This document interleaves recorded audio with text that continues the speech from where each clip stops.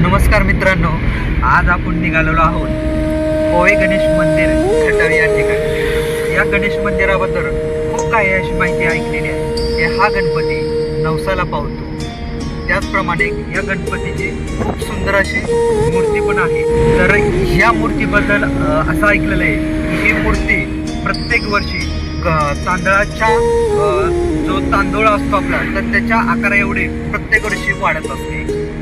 तर मग या गणपतीबद्दल आणखी जाणून घेण्यासाठी व गणपती कशा प्रकारे आहे हे पाहण्यासाठी आपण जाणार आहोत पोहे गणेश मंदिर खटाव या ठिकाणी. गणपती म्हणलं की सगळ्यांचा आवडीचा देव. तर आमच्या छोट्याशा बाळाला गणपतीला भेटायचं, तर मग त्याच्याला सुद्धा मी घेऊन गणपती या ठिकाणी दर्शनाला निघालो.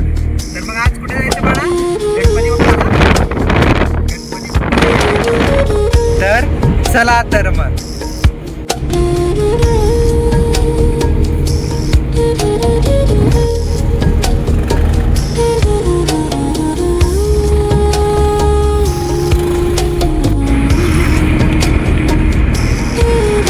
नमस्कार मित्रांनो, आज आपण आलेलो आहोत खटाव तालुक्यातील पोहे गणेश मंदिर या ठिकाणी. तर मग या पोहे गणेश मंदिराबद्दल थोडक्यात माहिती आपण या ठिकाणी जाणून. तर चला तर मग, कसं आहे पोहे गणेश मंदिर?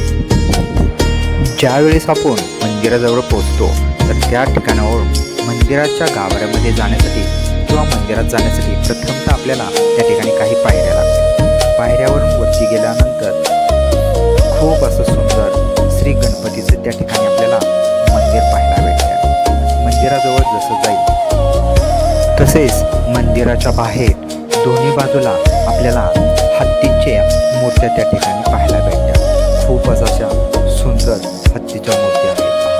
त्यानंतर वरती गेल्यानंतर श्री पोहे गणेश मंदिर असं नाव दिसतं. मंदिरामध्ये जाताना आणखी काही पायऱ्या चढून वरती जावं लागतं. वरती गेल्यानंतर प्रथमतः त्या ठिकाणी आपल्याला मूषक राज यांचं या ठिकाणी दर्शन आपल्याला भेटतं. त्यानंतर दर्शन घेतल्यानंतर साक्षात श्री गणपती महाराज यांचे त्या ठिकाणी आपल्याला गाभाऱ्याचे दर्शन आपल्याला पाहायला भेटतं. गाभाऱ्याचं दर्शन घेत असताना त्या ठिकाणी मूर्ती जर पाहिली तर खूपच अशी सुंदर त्या ठिकाणी मूर्ती आपल्याला दिसते. मूर्तीचं असं म्हणतात की दरवर्षी ही मूर्ती गव्हाच्या आकार एवढी दरवर्षी या ठिकाणी मूर्ती वाढत असते.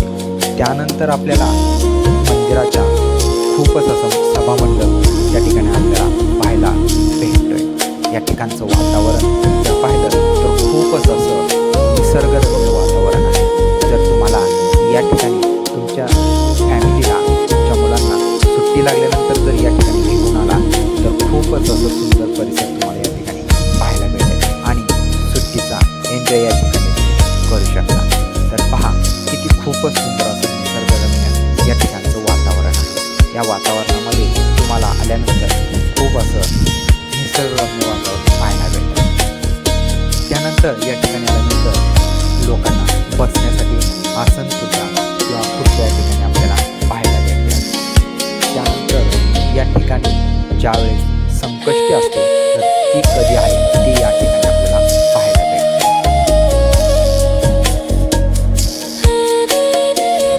त्यानंतर पशुपक्ष्यांचं या ठिकाणी घरटं आणि त्यांना अन्न आणि पाण्याची सुद्धा या ठिकाणी खूप अशी सुंदर सोय केलेली आपल्याला पाहायला मिळते. त्यामुळे या ठिकाणचं वातावरण हे पशुपक्ष्यांच्या आवाजाने खूप असं निसर्गरम्य वातावरणात आल्यासारखं आपल्याला या ठिकाणी पाहायला मिळतं. आणि या ठिकाणी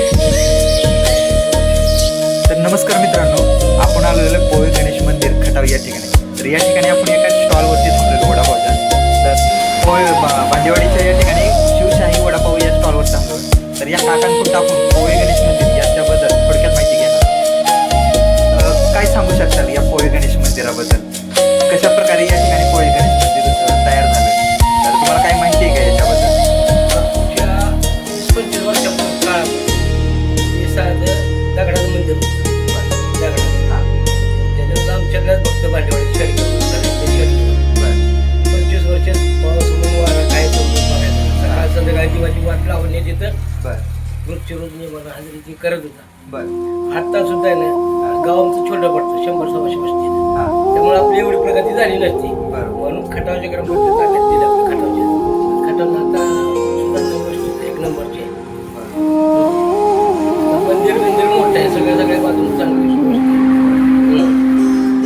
आणखी काय म्हणजे गणपतीबद्दल आणखी काय सांगू शकता की बाबा गणपती मंदिरमध्ये कसं आहे माहिती आहे, गणपती मंदिर असं आहे, पावणार गणपती मंदिर आहे. नवसाला पाहुणा नवसाला पावणार गणपती आहे.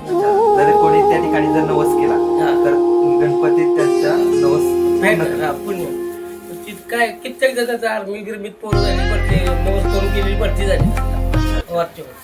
तर पोळे गणेश मंदिर हा तर आपण